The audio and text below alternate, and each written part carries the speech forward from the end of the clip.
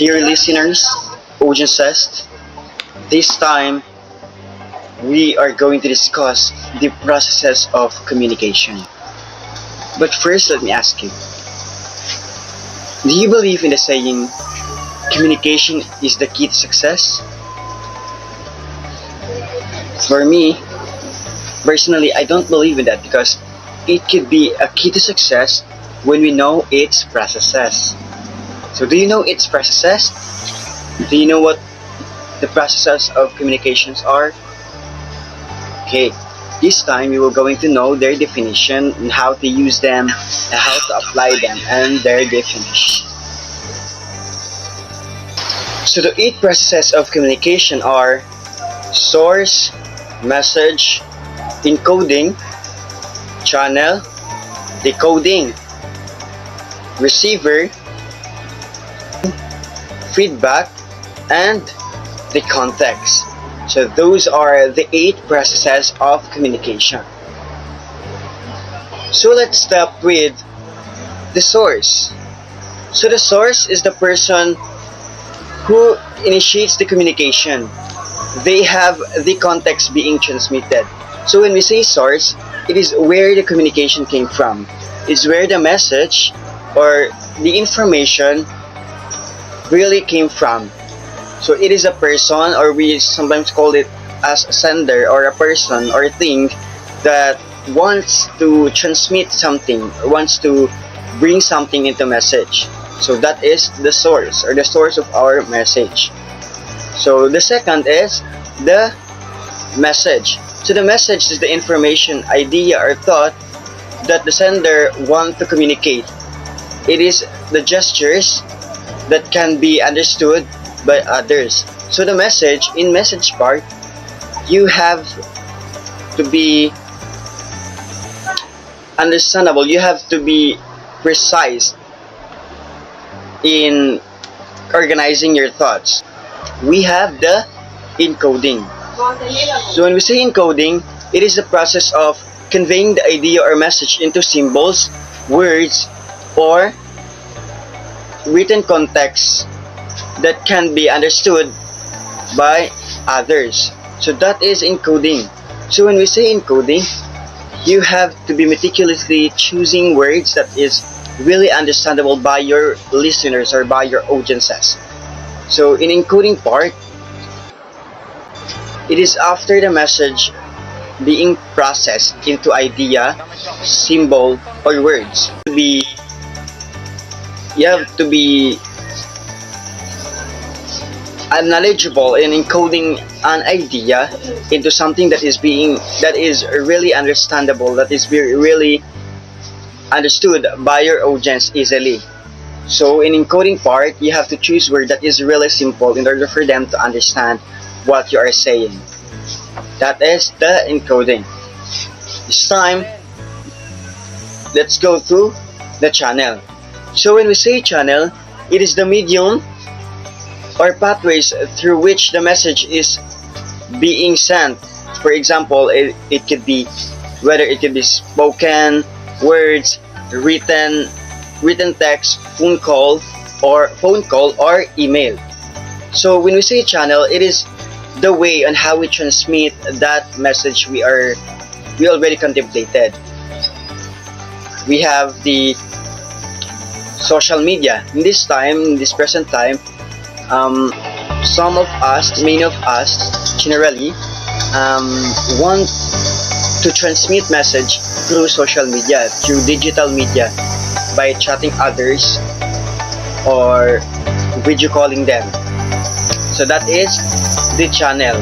When we say channel, it is a pathways or ways and how we send and how that we use to transmit our message, to send our message to our listeners or to our audiences or to other people. After the channel, we have the decoding.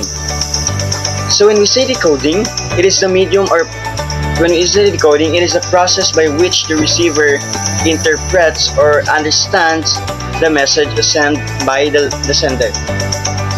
So when we say decoding, it is the responsibility of the receiver to decode or to understand the message that is being sent by the receiver. So that is the decoding.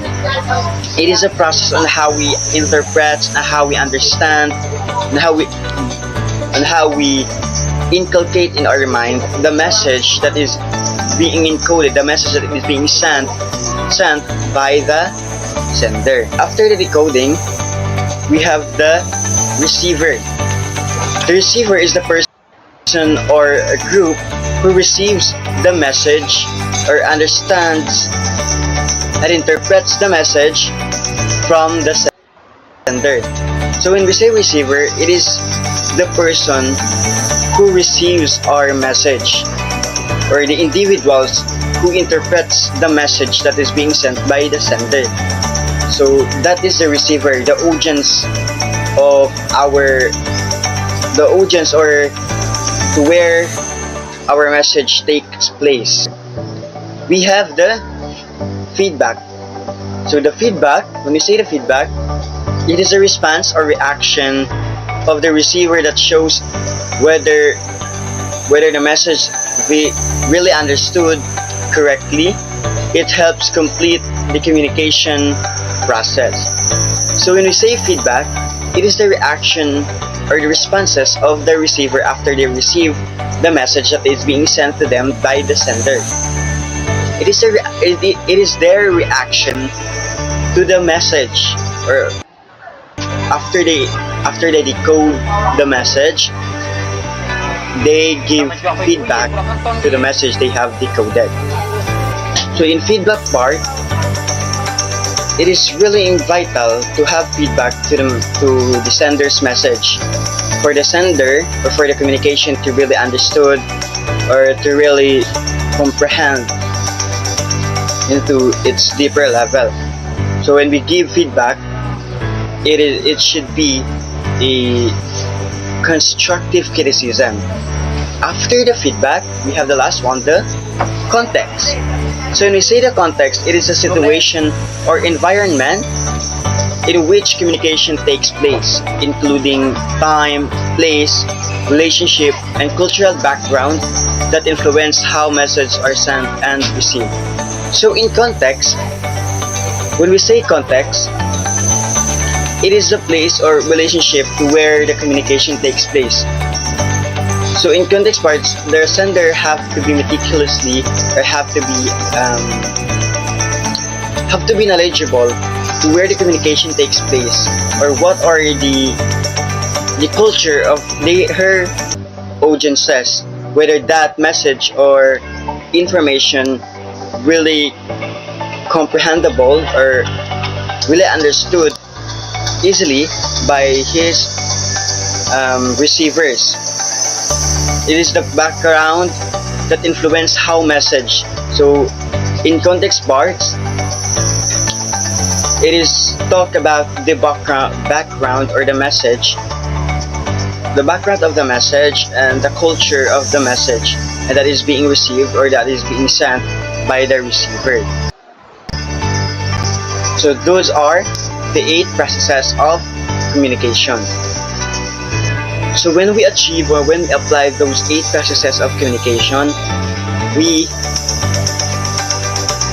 are guaranteed to believe in the saying that communication is the key to success. So first, we have to apply those 8 processes in order to achieve those key, and in order for you to success. And you will believe that communication is the key to success when you apply those 8 processes, or the formal 8 processes of communication. So what are the 8 processes of communication? Yes, we have the source, message, encoding, channel, decoding, receiver, feedback, and the context. So those are the 8 processes of communication.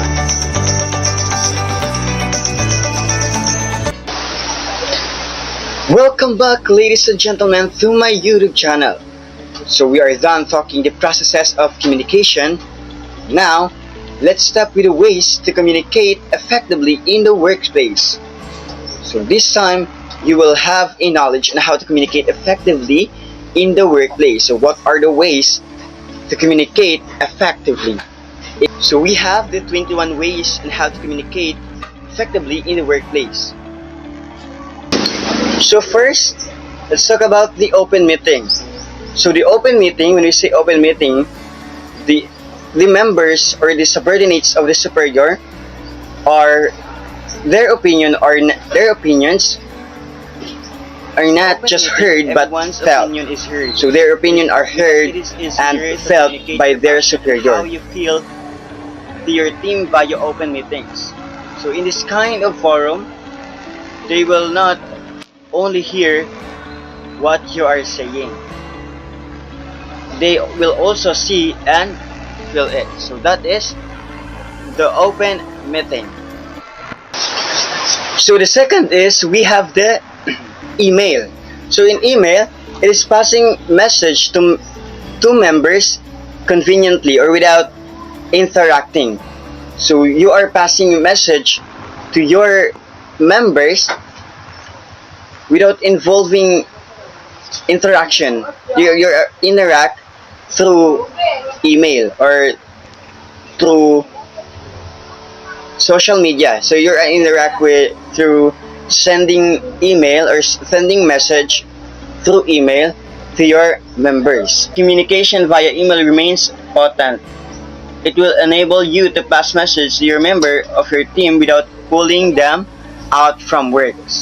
So after the email, the third effective way on how to communicate effectively in the workplace, we have the one-on-one. So when we say one-on-one, the member and the superior or the boss have to establish eye-to-eye contact in order to understand their communication effectively, in order to understand their opinions or their thoughts effectively and easily to understand. After the one-on-one, we have the use presentation.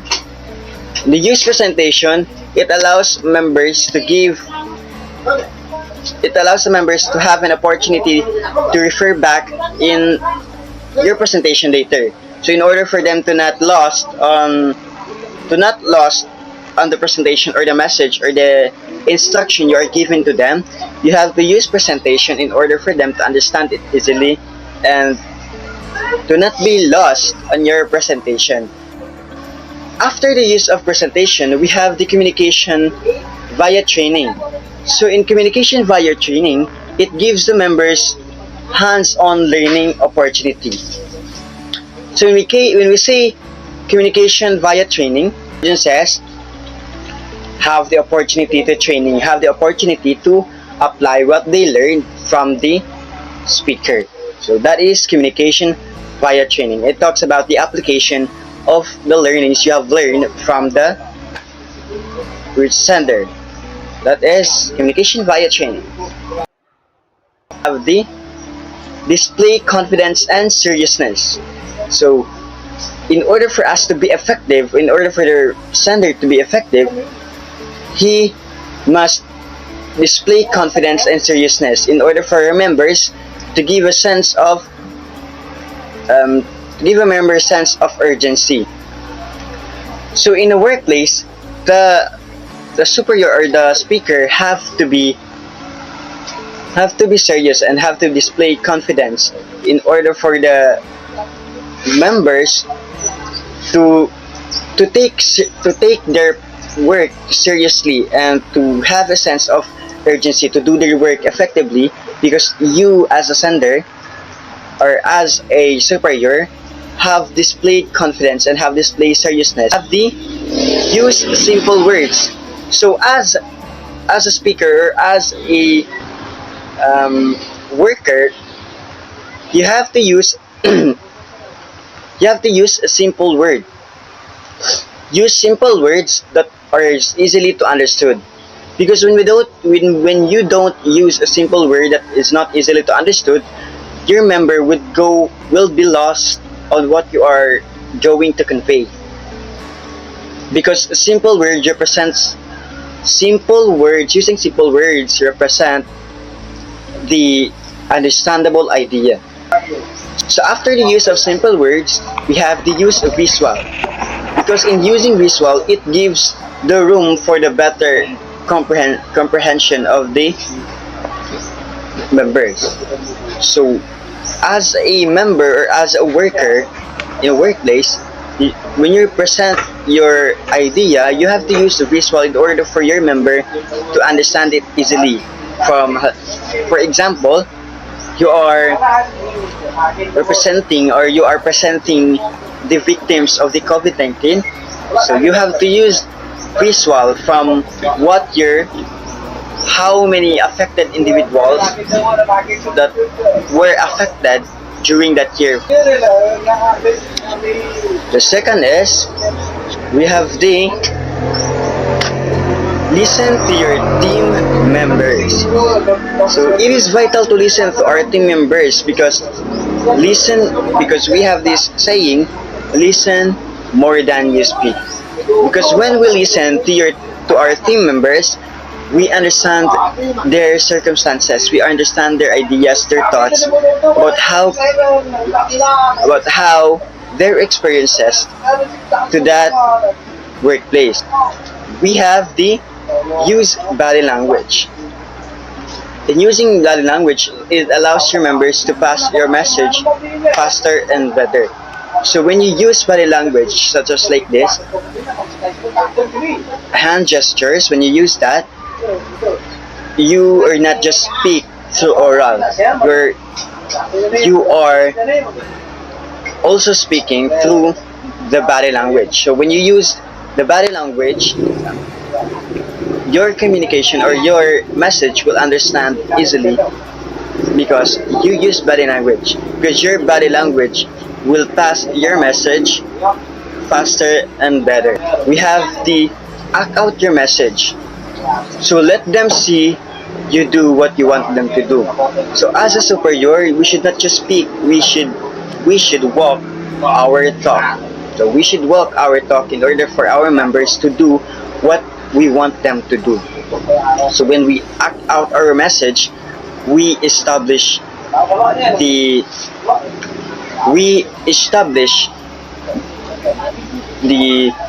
acting out our message. So when we act out our message, we are establishing the behavior that is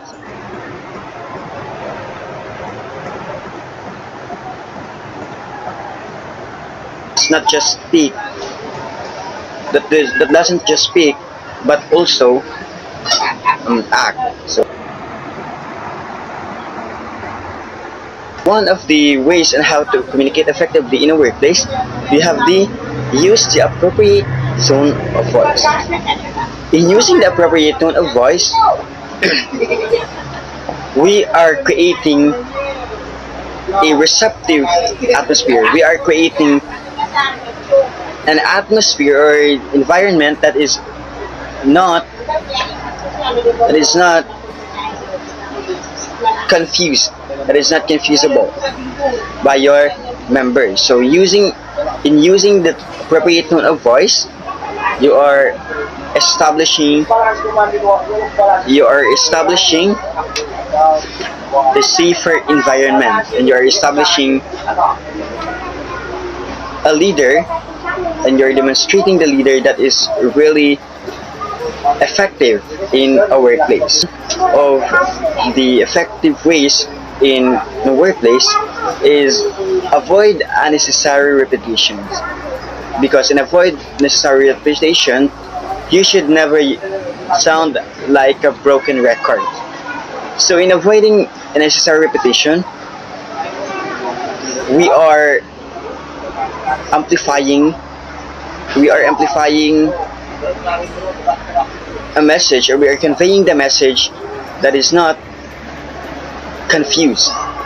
in order for our listeners to not confuse, so we have to speak directly, we have to speak precisely, clearly to our message without any repetition of the words we were saying.